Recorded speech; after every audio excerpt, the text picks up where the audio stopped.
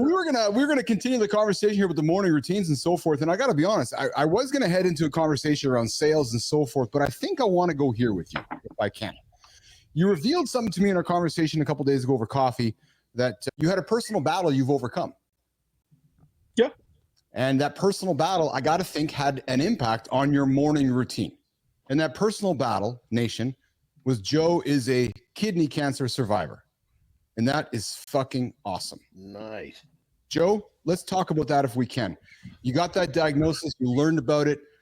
Talk about how it impacted the night before, the morning, the mindset, how you developed the mental fortitude, my brother, to deal with that news, to grab that news, to daily get up and digest it and do what we just talked about this morning, which is battling that mental thought in your head. You had to do it during that whole process of learning about it, beating it, and now continually living your life through it. Joe, inspire us, my friend. You know what's funny is that wasn't even really the battle of the year for me. So I treated it like it was a cold. Doctor said that they can take care of it. I need to keep my mindset right. It's actually what helped get me out of an even darker place because I'd lost my mother earlier this year. And I was a mama's boy. I was her favorite. She was mine. And I was in a really dark place because the effect it had on my relationship with my siblings brought me back to an ugly version of myself. I'm a big believer that as you grow, there are versions of yourself. Yeah. As you grow, you try to find that better one, but you can easily revert with bad practices and bad habits to less than favorable versions of yourself.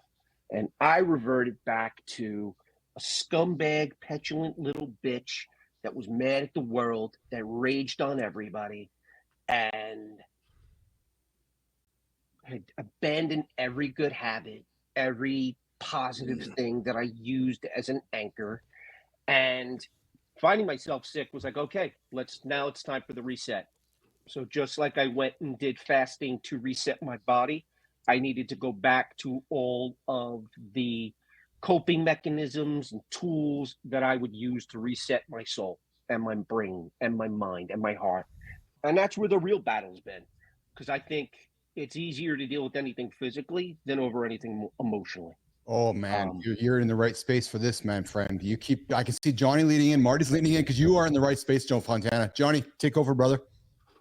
Yeah, bro, I'm a whopping mama's boy. And so I completely understand where you're coming from. But obviously we go through tough challenges, and I just recently lost my father. And it's like these things that kick us in the dick. We've got to realize real quick, this is a chance for us.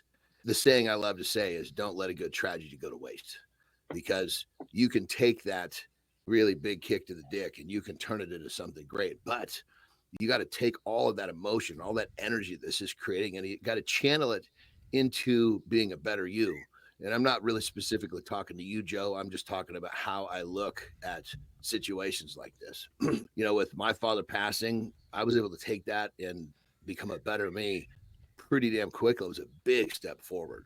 Versus the flip side is I could have started playing the poor me, and I could have started tearing myself down, because that's how we're programmed. That's what I did. I did. I decided, you know what, I want to take 4 steps back.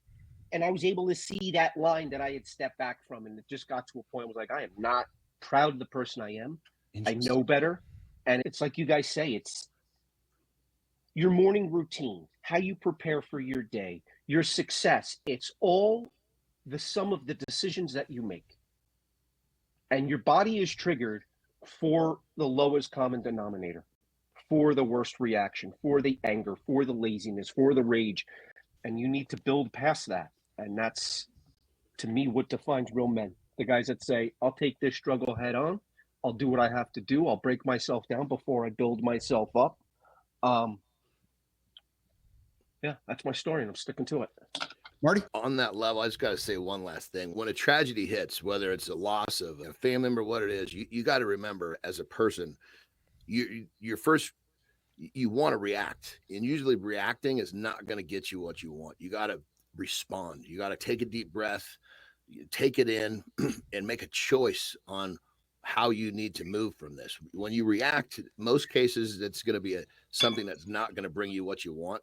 So just be careful with how that first oomph, is it a reaction or is it a response? Mm-hmm. I got two things to say here. So one, you going through that situation, Joe, of losing your mom, God forbid it happens to anyone else close to you. But now you're prepared to go through that if it happens again, how to react to it. You know how to, you won't lose yourself again. You won't become the worst version of yourself again. So that's one positive that comes from it. And then two, the other positive that comes from it is you sharing that, me, Keith, and John sharing stuff as well. Now people that watch it, they probably learn that from us, and now they can attack their situations with the same mindset and the same energy because, and not to get controversial, but I feel like nowadays when you have a loss or you have something bad happen to you, now it's accepted to be like, oh yeah, it's okay to become the worst version of yourself. It's okay not to bounce back. Like people aren't going to give you that kick in the ass that you probably needed when you became the worst version of yourself. So it's good that you were able to go through that, and now you're able to make someone else better with them hearing that, if that makes sense. Makes a lot of It sense. certainly does. That's the whole point of this, right? It's not only Yep. helping yourself, but taking what you learn and helping others. Yeah. Absolutely.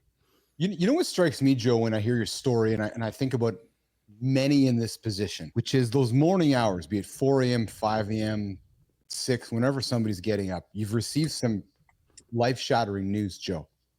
You wake up, the rest of the house is sleeping. You're alone in your own head.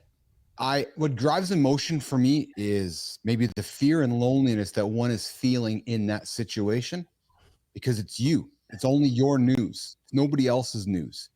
And I have nothing but respect and curiosity around the emotional fortitude that you're able to talk yourself through your brain from that loneliness to get your day started, to embrace the day. Because every morning you wake up, like, oh, fuck, I got to do this again.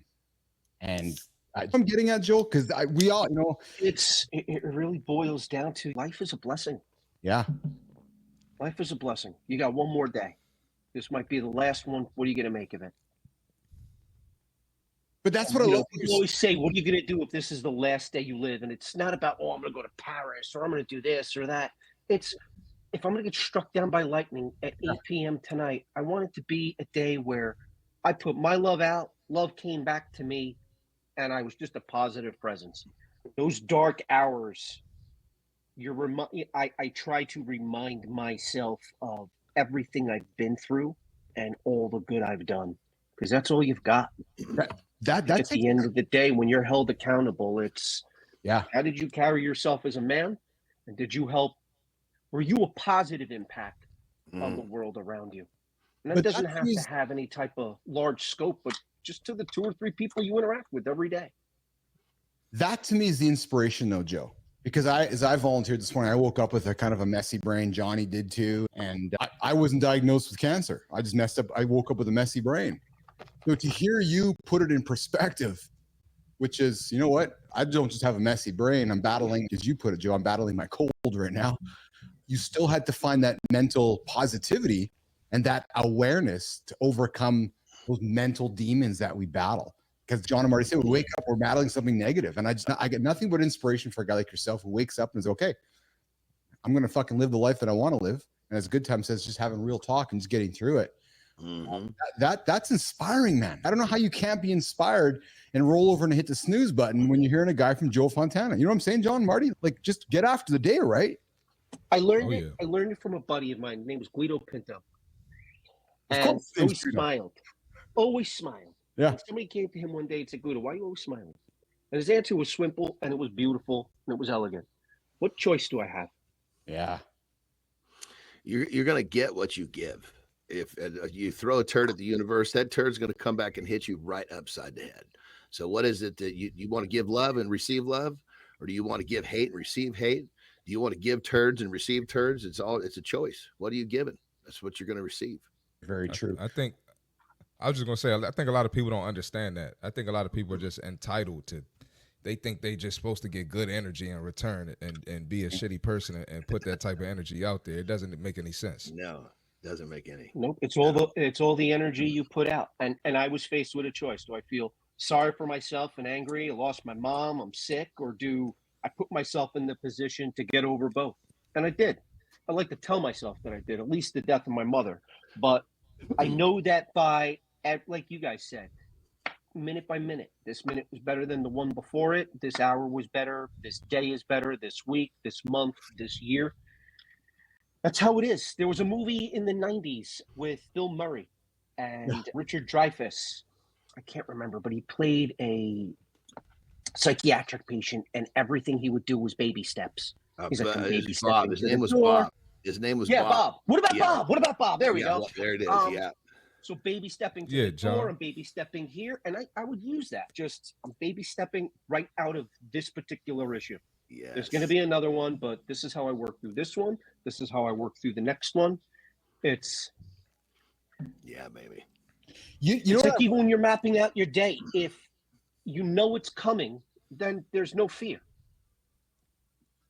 You know what I'm taking from your story, Joe? And we haven't used this word at all in the 30 minutes with you today. But what's clear about you and the life you live is you live a life with intention. And that is a difficult word for many people to embrace. And Marty said it. People just think the thing just happened by accident.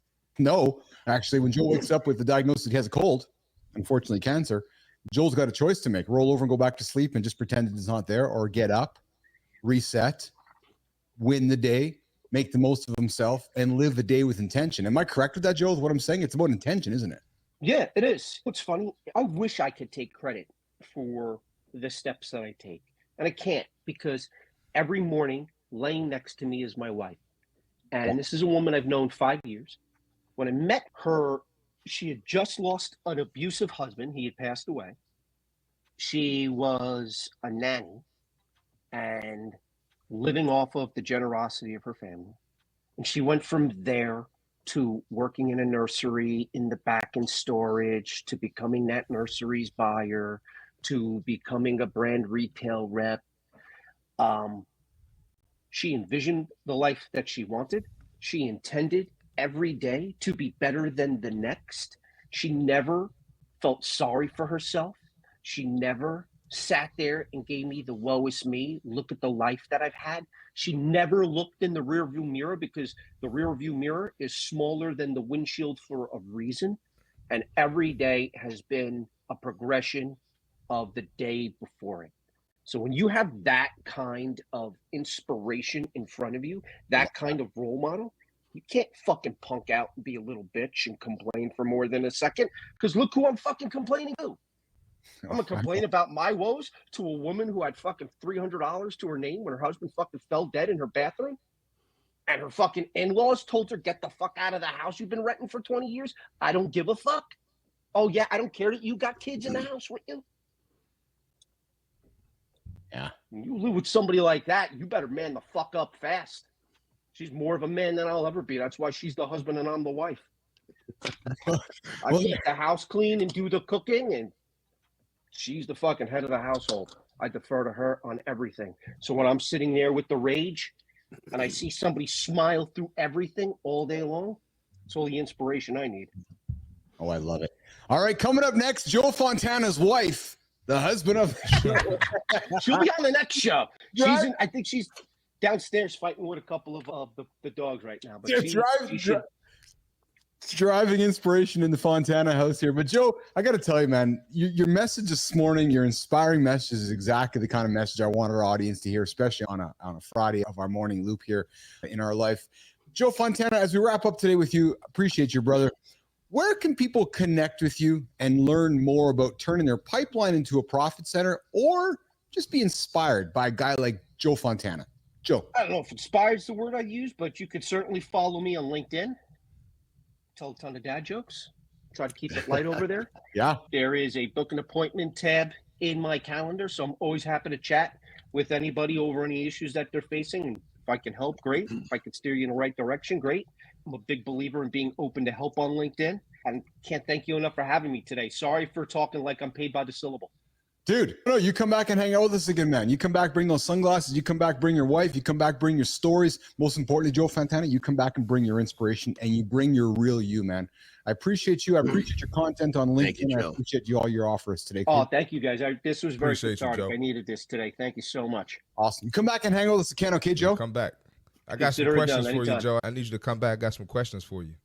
Anytime. It's your invite. So throw me on the calendar again. I'm happy to chat anytime. Let's do that. Let's do that. All right.